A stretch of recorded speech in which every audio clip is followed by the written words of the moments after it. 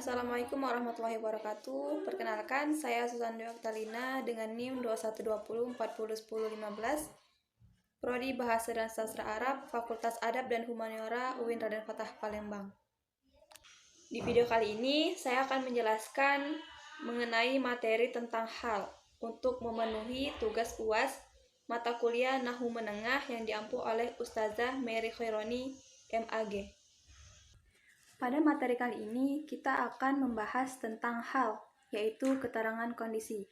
Keterangan ini bisa digunakan untuk menjelaskan kondisi subjek atau sohibul hal yang sedang dibicarakan.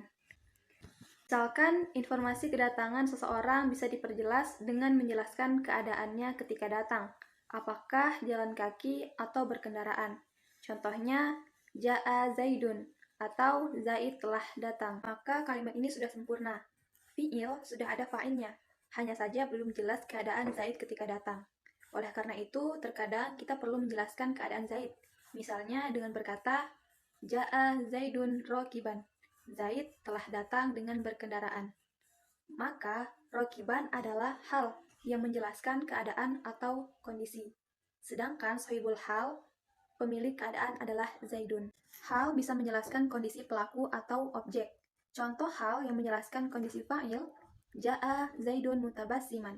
Zaid telah datang dengan tersenyum. Contoh hal yang menjelaskan kondisi maf'ul bi, Ra'aitu Zaidan mutabassiman. Aku melihat Zaid tersenyum. Hal dan sohibul hal harus sama dari sisi jenis dan bilangan. Bila sohibul hal mu'annas, maka hal juga harus mu'annas. Contohnya, Kharajat Aisyatu bakiyatan. Aisyah telah keluar dalam keadaan menangis. Bila sohibul hal mufrad, maka hal juga harus mufrad. Hal yang sama berlaku juga untuk musanna dan jamak. Contohnya, Ja'at tolibu rokiban. Ja'at tolibani rokibaini.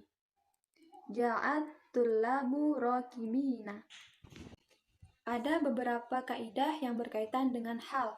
Pertama, hal harus mansub. Contohnya, Sholat Zaidun qa'iman. Zaid sholat berdiri.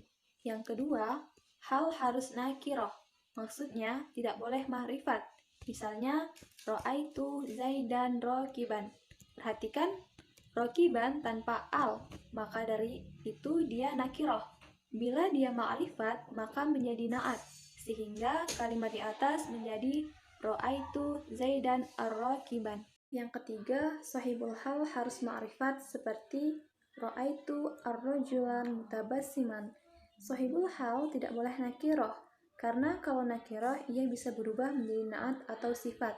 Contohnya, Ra'aitu rajulun mutabassiman. Yang keempat, hal dan sohibul hal harus sama dari sisi jenis dan bilangan. Nau' dan adat antara hal dan sohibul hal harus sama. Bila sohibul hal muzakkar, maka halnya juga harus muzakkar. Contohnya, Ja'a Zaidun mutabassiman. Bila sohibul hal mu'annas, maka halnya harus mu'annas.